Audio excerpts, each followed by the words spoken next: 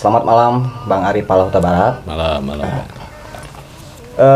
Merespon perbincangan Bang Ari pada sesi sebelumnya tentang seni itu untuk apa, fungsi seni, gitu kan? Ya. Esensi dari seni itu sendiri. Bang Ari sudah menjelaskan panjang lebar tentang betapa pentingnya seni di peradaban manusia, gitu kan? Bagaimana seni setara levelnya dengan sains, dengan bahkan agama gitu, politik dan sebagainya gitu. Namun di era sekarang, di era modern, seni menjadi tereduksi oleh nilai-nilai yang dibawa oleh modernisme gitu. Yang kemudian seni menjadi sifat seni yang tadinya sakral, bahwa seni harusnya menjadi suatu alat yang menawarkan perspektif baru, atau dalam istilahnya kalau saya dengar dari pemaparan Martin Surajaya itu, seni itu ibarat lawan dari filsafat gitu. Kalau filsafat itu berupaya untuk membangun sebuah bangunan atau sebuah sistem gitu kan. Namun seni justru sebaliknya. Seni menggugat segalanya gitu, mempertanyakan kembali kebenaran tentang sistem tersebut. Namun kemudian di era sekarang kesakralan tersebut hilang gitu. Atau dalam artian ya traduksi gitulah gitu, Bang. Nah, itu kan itu Bang Ari menjelaskan realitanya gitu kan. Nah, namun hal yang mengganggu saya pribadi gitu kan, yang menimbulkan pertanyaan dalam diri saya, lalu bagaimana gitu kan, apa yang harus kita lakukan sementara kita tahu betapa carut marutnya dunia kesenian di Lampung, khususnya di Indonesia gitu. Nah, tapi sebelum masuk ke itu, ke pertanyaan tersebut, saya pengen tahu dulu dari pandangan Bang Ari untuk Lampung sendiri gitu kan. Petanya itu, provinsi Lampung, kesenian di Lampung itu sudah sejauh mana perkembangannya gitu. Sesuatu yang besar, yang universal tentang Tuhan dan sebagainya, kemudian dikerucutkan kembali membahas tentang internal manusia, individualisme gitu. Kemudian dinegasi lagi di era selanjutnya, dimasuk era kontemporer dan sebagainya gitu kan, Bang. Nah, itu kan kalau kita ngeliat garis sejarah di dunia gitu. Namun di Indonesia sendiri gimana tuh, Bang, perkembangan seni untuk sampai saat ini, khususnya di Lampung gitu? Ya, yang jelas kan kalau untuk kayak kita di Lampung ini kan, seni modern itu kan barang baru. Untuk Indonesia bahkan kan teater modern itu kan barang baru. Gitu kan. Ya teater dalam pengertian yang beneran itu kan baru dimulai oleh Asrul-Sani, Jayakusuma, Teguh Karya, Suyatna Anirun dan sebagainya. Kemudian diteruskan oleh Rendra dan sebagainya. Nah, apatah lagi di Lampung gitu. Di Lampung kan mungkin teater modern baru dimulai, diawali tahun 70-an ke atas. Demikian pula puisi dan lain-lain. Jadi fakta bahwa seni modern di Lampung itu masih bayi kalau pakai umur biologisnya, ya itu harus yang kita terima gitu. Nah, tapi kan repotnya kan secara serentak oleh kemajuan teknologi ini kan kita kemudian terpapar atau mau tidak mau menerima sekian banyak ilmu pengetahuan, informasi dari daerah-daerah lain atau negara-negara lain yang sudah mempunyai infrastruktur seni yang umurnya berabad-abad gitu. Jadi kayak kita ini sekumpulan bayi-bayi di Lampung ini, tetapi harus mencerna duduk sama rendah, berdiri sama tinggi dengan individu-individu lain di belahan dunia yang sudah dewasa, matang infrastrukturnya. Nah, ini ada kegagapan-kegagapan. Maka bagaimana jalan keluarnya? Ya mau tidak mau kita harus melakukan transformasi, baik secara struktur DNA maupun skemata gitu loh. Kita harus melakukan upaya-upaya untuk mendapatkan pencerahan baik secara biologis, urut saraf maupun kognisi dan emosi. Baru kemudian kita bisa berdiri sejajar dengan individu yang ada di belahan lain. Itu petanya. Kalau soal prestasi, gimana prestasi Lampung di Indonesia atau apatah lagi dunia, nggak usah diomongin lah, itu ya masih jauh lah. Capaian kita ya masih jauh karena kita belum ada transformasi tadi. Lalu kalau dibandingkan dengan provinsi lain itu Bang, untuk Lampung sendiri, bandingkan provinsi ada di Sumatera, kemudian di Jawa sana, itu gimana makomnya kita? Ya makomnya lebih kurang lah, ada unggulnya, ada lebihnya. Kelemahan kita Lampung itu kan infrastruktur tradisinya kan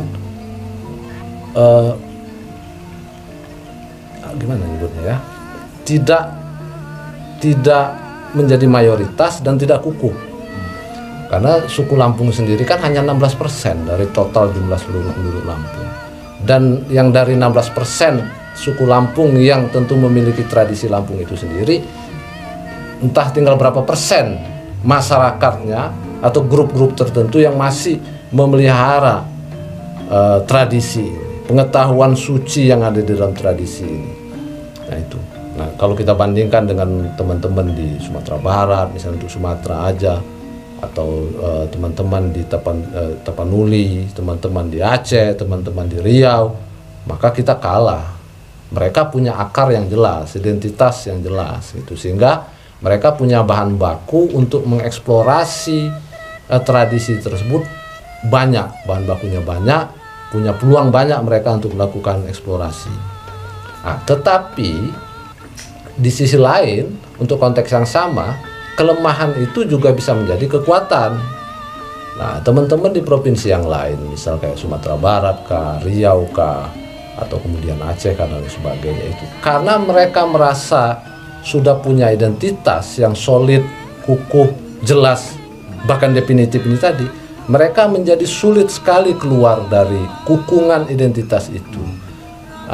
Mereka sulit sekali bermain-main dalam tanda kutip, melakukan semacam pukul rangkul terhadap tradisi di mana mereka hidup dan dihidupi. Nah, itu pembeda dengan kreator-kreator di Lampung, karena mereka merasa ya memang saya tidak dilahirkan dalam rahim tradisi tertentu, maka saya bebas bermain-main, bertukar tangkap dengan tradisi itu tadi, pukul rangkul dengan tradisi itu tadi. Jadi dia menjadi lebih rileks kita di Lampung ini, baik dalam puisi kah, dalam teater kah, dan lain-lain. Gitu. Kita orang Lampung kemudian menganggap, atau misal kayak saya pribadi, saya menganggap ibu tradisi saya bukan hanya tradisi Lampung, tapi tradisi Sumatera kah, tradisi seluruh yang ada di Nusantara kah, tradisi yang ada di segenap bangsa. Itulah ibu tradisi saya. Karena saya lahir di abad modern ini, kemudian saya juga tidak lahir, tidak hidup, dan tidak dihidupkan oleh tradisi Lampung di mana saya tinggal secara geografis. Nah, maka saya tidak punya akar tradisi, saya tidak merasa punya identitas yang definitif, lalu kemudian saya membesarkan rentang identitas saya. Jadi kita di Lampung tidak kemudian terkunci oleh semacam ruang rahim tradisi tertentu, yaitu yang disebut Lampung, tapi kemudian meluas. Nah, teman-teman di provinsi lain yang punya infrastruktur tradisi yang kuat justru terkunci oleh identitas itu. Pembahasan kita berpindah ke lebih spesifik ke tradisi. Nah, kembali ke soal kesenian di Lampung tadi, Bang. Faktanya yang saya rasakan, Bang, pandangan masyarakat terhadap seni di Lampung, gitu. Bahkan kalau saya melihat teman-teman, keluarga atau masyarakat di sekitar saya gitu kan, kalau melihat seni, ngapain itu kan? Untuk apa berkesenian? Itu kan karena kita mayoritas belum paham itu, Bang. Yang apa yang Abang jelaskan pada sesi sebelumnya itu kan, tentang apa itu seni. Bahkan masyarakat sendiri nggak paham. Udahlah, ngapain lah berkesenian? Ada duitnya apa? Ada duit juga enggak gitu kan. Kan itulah yang kebanyakan saya dengar gitu. Bahkan orang tua saya sendiri pun begitu. Saya ikut berteater di kampus itu kan, pentas sana sini, terus saya buat buku apa tentang teater. Ya, saya tunjukin ke orang tua, ini buat apa? Kata emak, "Ana dapat duit enggak ini?"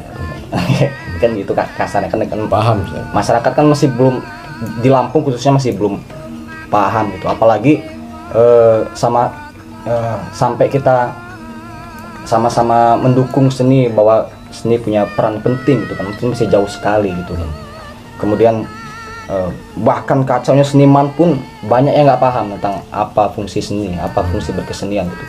Dan lebih celakanya lagi, bahkan pemerintah pun masih bingung atau mungkin bisa dibilang nggak paham juga itu fungsi berkesenian. Bahkan pada suatu sesi saya pernah mendengar seorang pejabat gitu kan, yang dalam bidang kebudayaan berkata bahwa kita harus berkesenian biar kita harus melestarikan kebudayaan Lampung, biar kita bisa menarik para wisatawan dari luar gitu kan, biar pemasukan di daerah meningkat. Bahkan sekelas kepala apa saya tidak bisa menyebutkan berkata seperti itu. Artinya kan betapa masih bayinya kita di seni itu, usia yang kata Bang tadi itu, usia seni di Lampung itu kan. Lalu ini kan salahnya bukan hanya pada satu pihak, ini seluruh pihak. Jadi lingkaran setan itu Bang, semua pun dalam kegelapan itu kan. Lalu sebagai langkah konkretnya untuk ngebangun lagi ekosistem seni yang bagus di Lampung gitu kan, luasnya di Indonesia tuh kayak mana itu Bang, langkah konkretnya gitu? Langkah konkretnya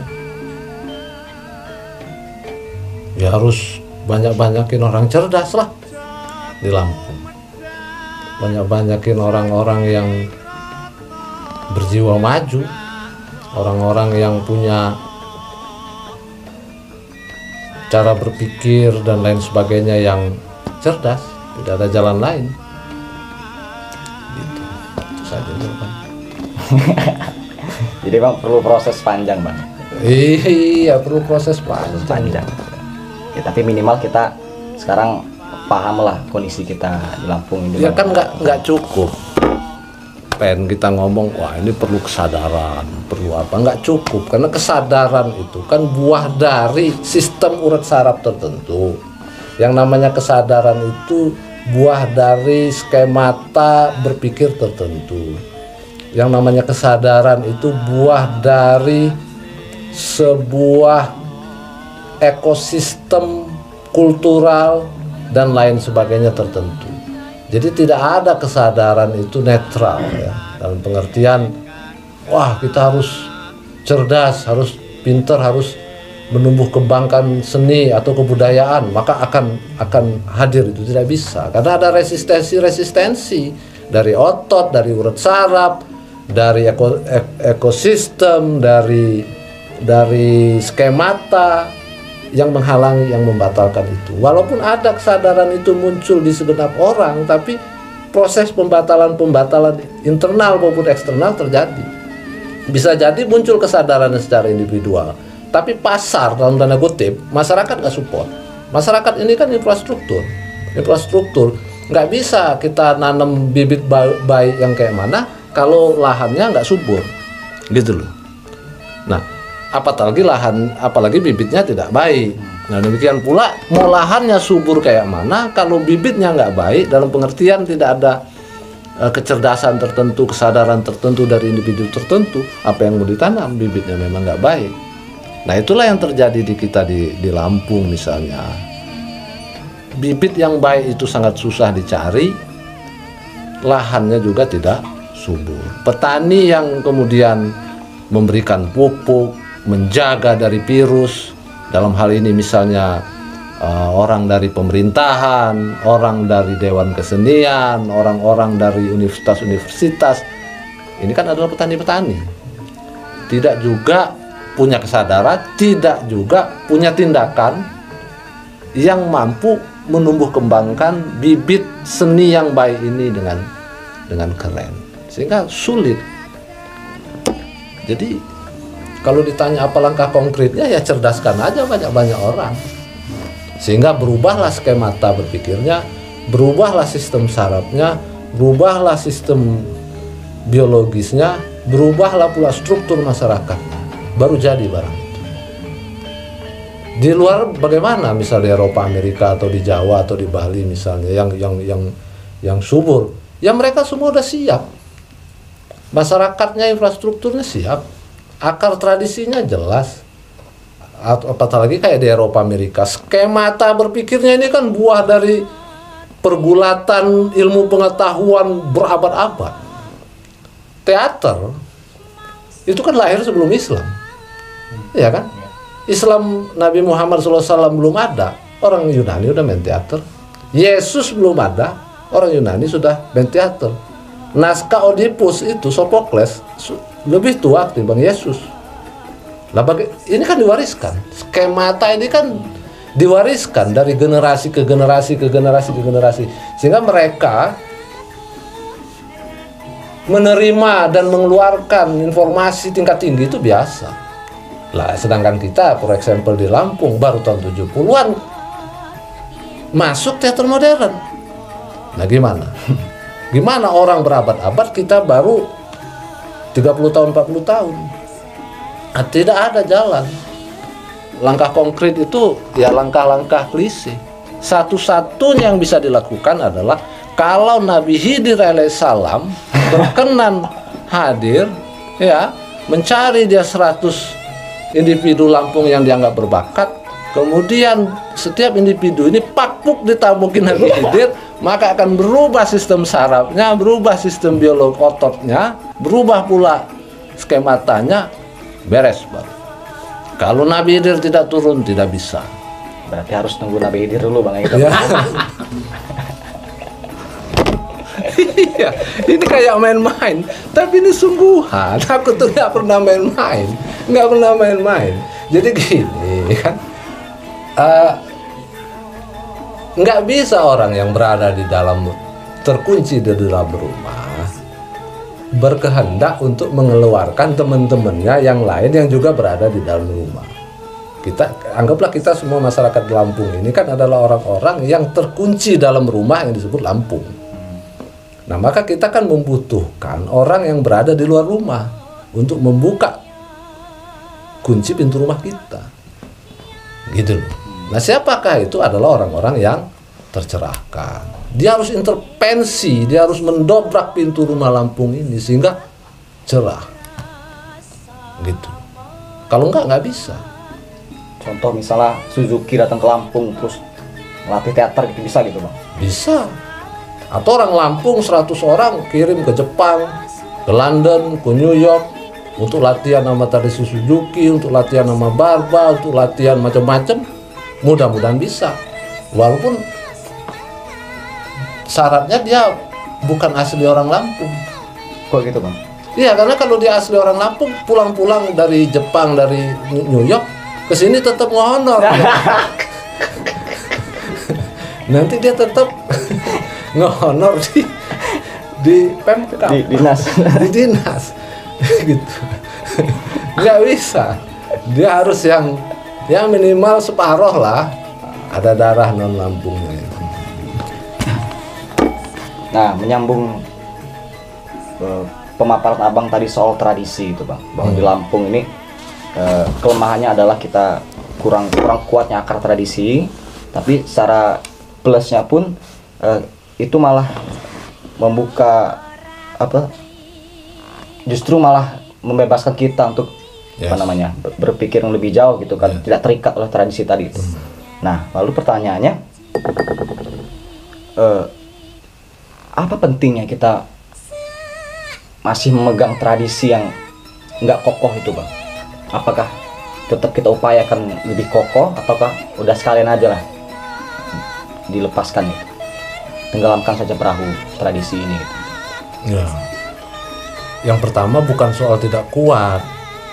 Tradisi Lampung itu tidak menjadi mayoritas. Tradisi Lampung tentu kuat di tangan pemegang tradisi Lampung, yaitu masyarakat asli Lampung yang hanya 16% kurang lebih. Jadi dia tidak mayoritas. Nah, sehingga kalau untuk skup geografi Lampung, provinsi Lampung, dia menjadi minoritas justru tradisi Lampung itu. Ini belum kita ngomong soal gangguan-gangguan internal pada masyarakat pemilik tradisi itu sendiri. Artinya kan ada yang masih kuat dia menjalankan tradisi, ada yang udah mulai goyang. Itu nomor satu. Nah, nomor dua, apakah untuk apa kemudian kita masih misalnya berpegang pada tradisi Lampung? Ya mau tidak mau, karena itu kan menjadi titik tolak. Dia menjadi apa semacamnya titik pijak kita untuk memasuki tradisi yang lain gitu. Tidak bisa. Tidak ada satupun individu, tidak ada satupun entitas yang lahir dari ruang kosong. Tidak mungkin itu. Kita mesti ada semacam daerah ancang-ancang, yaitu tradisi Lampung karena kita tinggal di Lampung. Di mana kemudian pemahaman kita, pengetahuan kita, pergaulan kita di dalam tradisi Lampung ini kita jadikan semacam titik tolak tadi untuk membaca tradisi-tradisi yang lain. Kita tidak bisa membaca tradisi B kalau kita tidak punya pengetahuan tentang tradisi A. Nggak bisa dong. Kita sebut B karena dia bukan A kan. Kita sebut dia non Lampung karena kita tahu ada ini tradisi Lampung. Gitu loh. Jadi tidak ada kita netral, daerah netral tanpa sebuah tradisi tertentu, tidak bisa. Nah, karena kita lahir di Lampung, maka mau tidak mau kita menjadikan Lampung menjadi titik tolak kita. Karena kita lahir di Sumatera, mau tidak mau kita menjadikan Melayu sebagai titik tolak kita. Karena kita lahir di Indonesia, maka mau tidak mau kemudian Indonesia atau Nusantara menjadi titik tolak kita. Untuk membaca segenap tradisi yang ada di berbagai bangsa. Nah, barulah di situ permainannya terjadi kan gitu.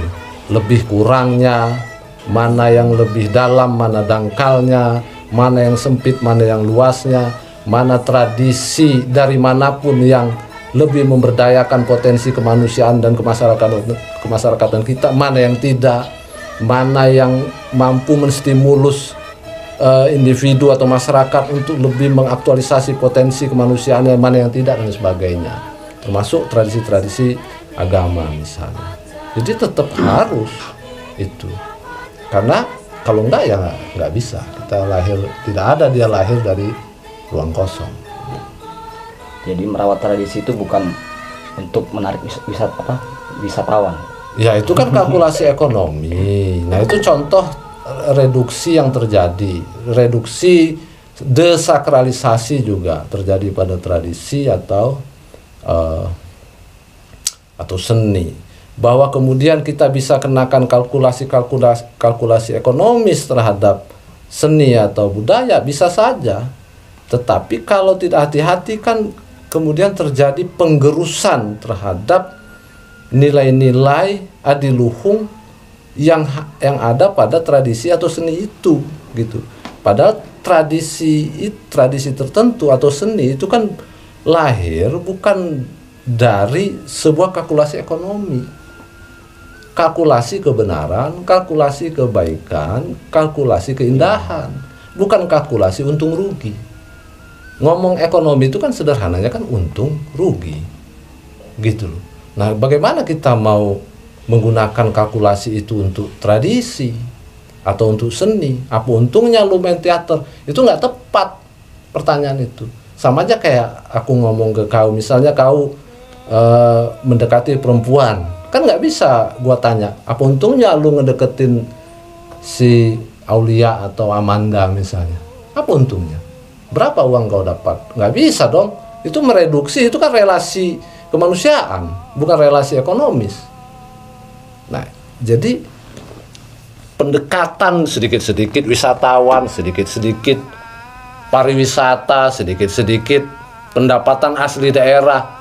Nah, itu kan buah pikir yang terlalu gampangan dan terlalu propan melihat kehidupan. Kutubnya itu kan sederhana, lawan dari yang sakral itu yang propan. Gitu. Nah, sekarang ini terjadi desakralisasi atau propanisasi terhadap segenap aspek kehidupan. Segala sesuatu itu kita tarik ke permukaan. Sehingga kalau dia tidak ada untungnya secara ekonomis, tidak ada gunanya. Kalau dia tidak ada manfaatnya secara politik pragmatik, tidak ada manfaatnya. Not only seni atau tradisi, pendidikan begitu, agama begitu, semua begitu. Nah, itulah yang harus kita lawan dalam tanda kutip. Itulah kerja aktivis kebudayaan. Itulah tugas, peran, fungsi utama seniman dalam kehidupan ini di zaman yang profan ini. Jangan seniman terus di ujung otaknya itu cuma duit. Ya celaka. Apa beda dia dengan kenaik mobil? Kalau istilah Gramsci berperan sebagai organik intelektual organik gitu, yang terlibat dalam problem-problem kemanusiaan ya sebenarnya ya, yang real, yang nyata gitu. Tidak kemudian asik di Menara Gading itu sendiri atau terlibat dalam politik praktis yang pragmatik. Itu loh, itu juga harus hati-hati itu definisi intelektual organik. Nah, kalau pekerja seni tidak memahami itu, ya celaka. Dia terjadi reduksi dia bisa-bisa. Saya rasa cukup ya. Akan menuntun kita telah tiba di sini sejak dari semula bisa kulihat cahaya.